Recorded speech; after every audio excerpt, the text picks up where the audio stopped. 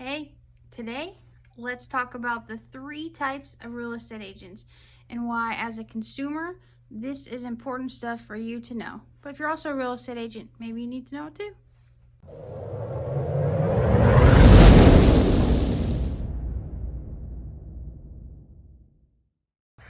All right, Kristen Bradley, your Tampa Bay area real estate agent, kindness and keys and everything in between.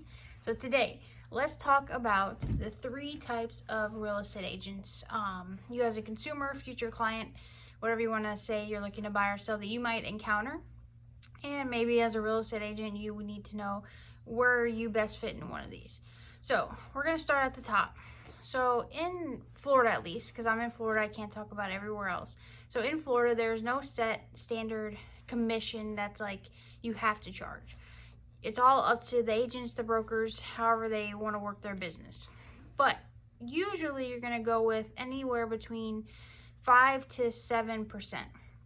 And that's usually split between someone listing your home versus someone buying that home. And there's other videos that I kind of go into detail about how that actually works. But let's just use the case of 6%. So usually the selling agent, the people who are listing the home, will get 3% when it sells, and whoever ends up helping the buyer on that side, they also get 3%. If it's the same person, usually they still get that 6%. So it's a big hefty commission when you're working both sides, which is usually a lot of people's goals, of course. They want to do that. Usually while helping the client too. Hopefully. That's why you get into the business, is to help people, not just about money. But so you have that type of commission structure, and usually there are a lot of people that you encounter who will not waver from that. If you ask them, well, can you list for 4%? They'll say no, and they'll move on to the next client.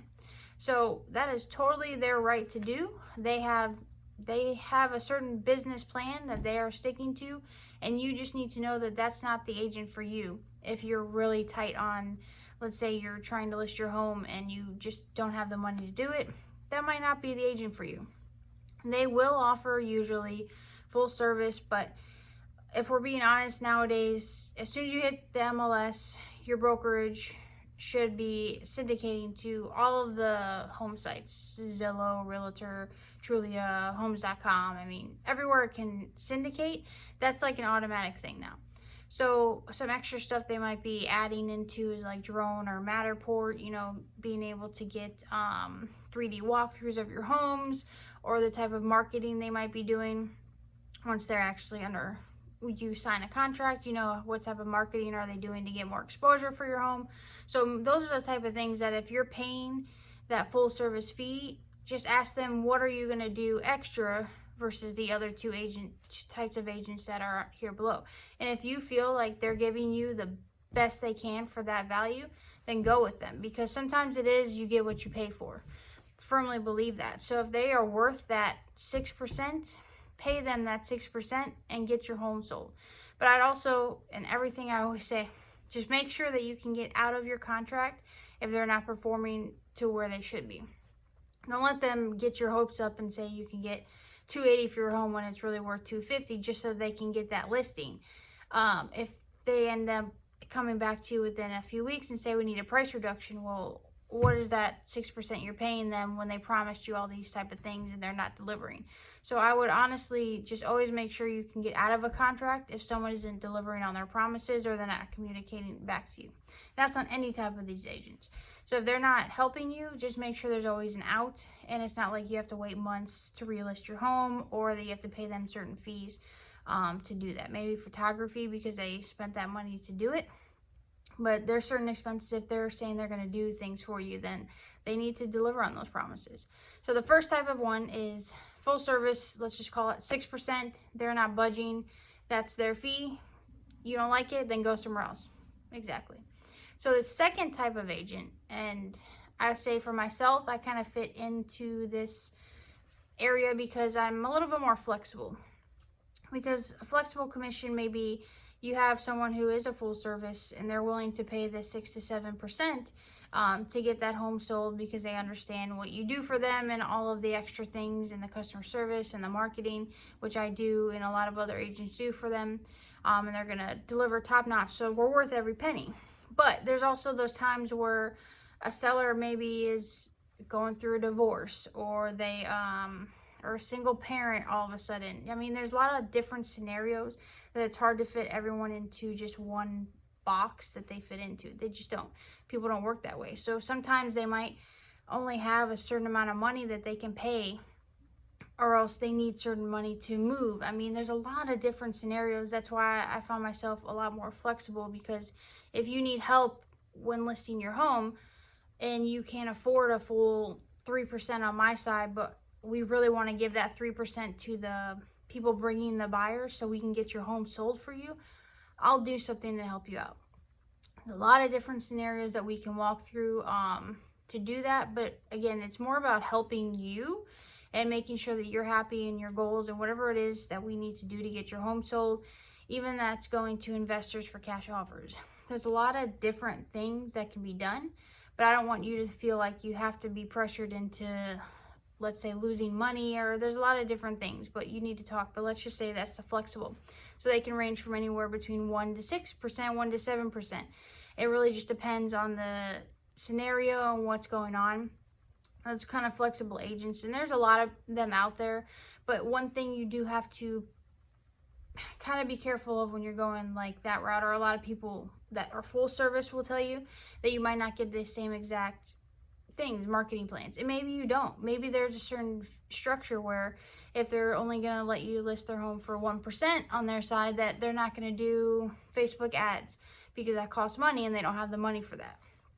I would just ask them. So make sure they're 100% upfront about what they're actually going to do for you if they can reduce their commission. Because maybe you're okay with not doing Facebook ads, or maybe you're not okay, or maybe you are okay with them not holding open houses because they're not going to spend the budget for like the refreshments or the marketing for it, or they're not going to have an agent work it. There's a lot of different things, but just make sure you're always asking those questions, and I can always help you with those questions to ask, and just make sure everything is 100% upfront so you know what you are getting. Because maybe it's not for you, maybe it's worth it to pay the 6% and lose money if that's the route like it's going, but at least your home is going to get sold and it won't go maybe into foreclosure.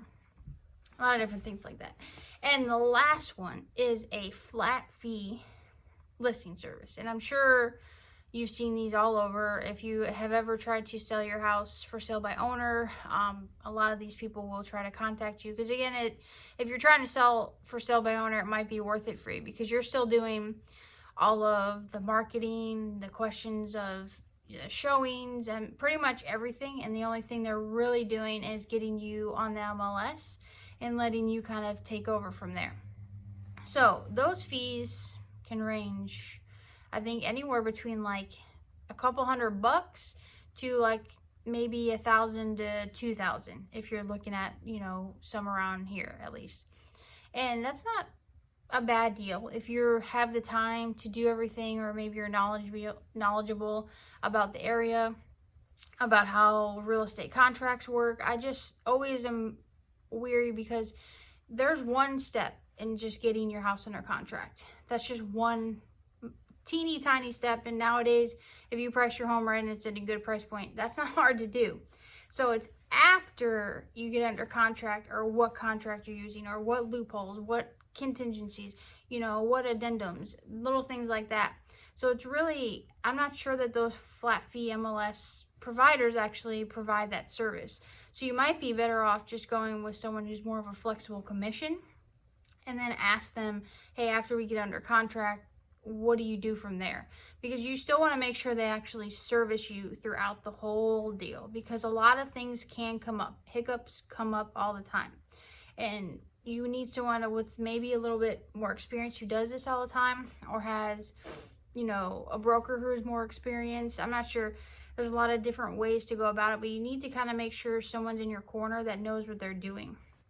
Maybe a real estate attorney is better for you, or maybe you have a friend that's like a family friend that's an agent, but they don't want to take your listing for not like having 6%.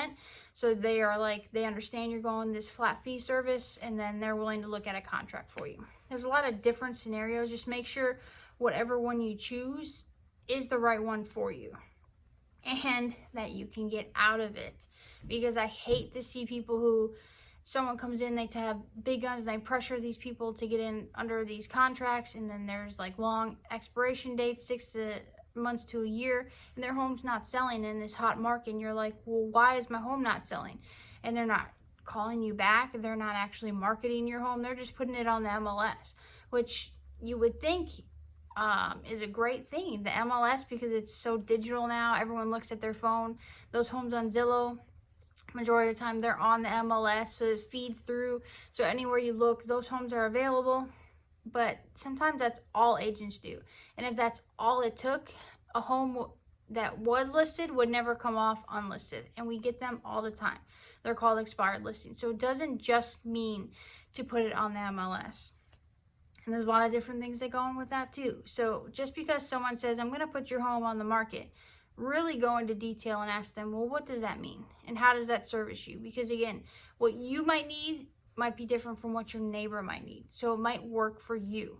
So always remember, don't let anyone else tell you that this didn't work for me, or this agent didn't work for me because of this, and this. Maybe that stuff doesn't matter to you. So I would really sit down with the decision makers and understand what is important to you, and then go through a few agents and see which one works best. I'm always available. Free consultation, free talk, text, Facebook, any social media, however you want to communicate, I'm here for you. But I hope this was helpful, and if you have any questions, please always feel free to give me a call. And then always, as I say, just be kind. You never know what anyone's going through, so let's do good in this world.